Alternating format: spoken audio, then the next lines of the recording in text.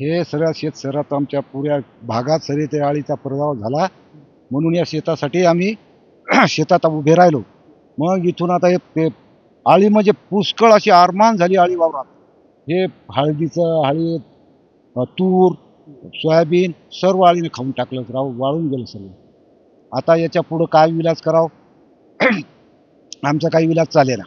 म्हणून आमचं असं याला म्हणणं आहे कृषी विभागाले, बाबा हे आमचं काहीतरी सहकार्य करा, आम्हाला तुम्ही चौकशी करा, काही पंचनामे करा आणि आम्हाला सहकार्य करा. काही आता तुम्हाला पेरणीचं आमच्याकडे काही राहिलेलं नाही.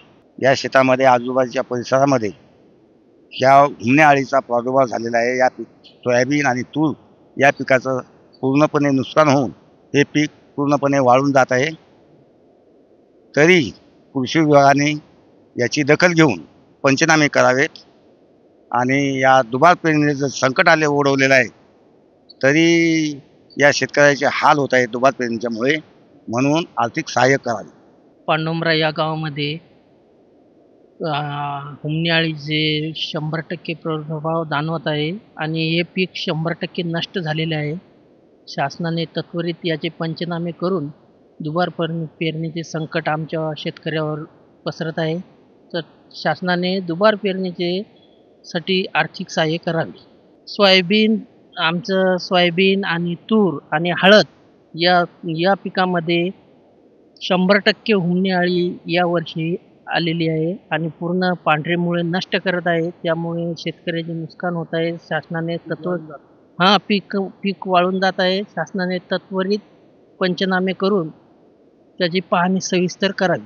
वाशिमच्या पांडवउमरा परिसरामध्ये सद्यस्थितीत शेतीमध्ये हुमणी अळीचा मोठा प्रादुर्भाव झाल्याचं दिसत आहे. या भागामध्ये मोठ्या प्रमाणात सोयाबीन, तूर तसेच हळद पीक घेतले जाते. आपण या शेतामध्ये आहोत. या शेतामध्ये हुमणी अळीनं मोठ्या प्रमाणात हल्ला केल्यामुळे हे जे सोयाबीन आणि तूर आहे हे पीक संपूर्णतः वाळून जात आहे. हे पीक नष्ट करत आहे. कारण हे हुमणी अळी या पिकाच्या खाली असते आणि ते पूर्ण जे काही पीक आहे या सोयाबीनचं किंवा तुरीचं ते त्याचे मुळाच खाऊन टाकते. त्यामुळे या सोयाबीन किंवा तुरीला पुढे काहीही येणार नाही आणि सद्यस्थितीत मोठ्या प्रमाणात या शेतातील पीक वाळून जात आहे. या शेतासह परिसरातील मोठ्या प्रमाणात सोयाबीन, तूर तसेच हळद पिकावर हे जे काही हुमणी अळी आहे यांना मोठ्या प्रमाणात हल्ला केला आहे. या सर्व पिकांचं नुकसान होत असल्यामुळे शेतकऱ्यांवर दुबार पेरणीचं संकट आलं आहे.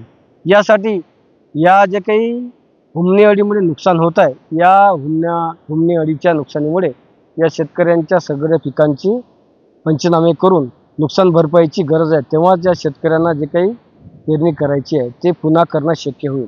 यासाठी कृषी विभाग तसे प्रशासनानं याकडे लक्ष देऊन शेतकऱ्यांना मोठा आर्थिक हातभार देण्याची गरज निर्माण झाली. किशोर गोमाशे, लोकमत, पांडवउमरा, वाशिम.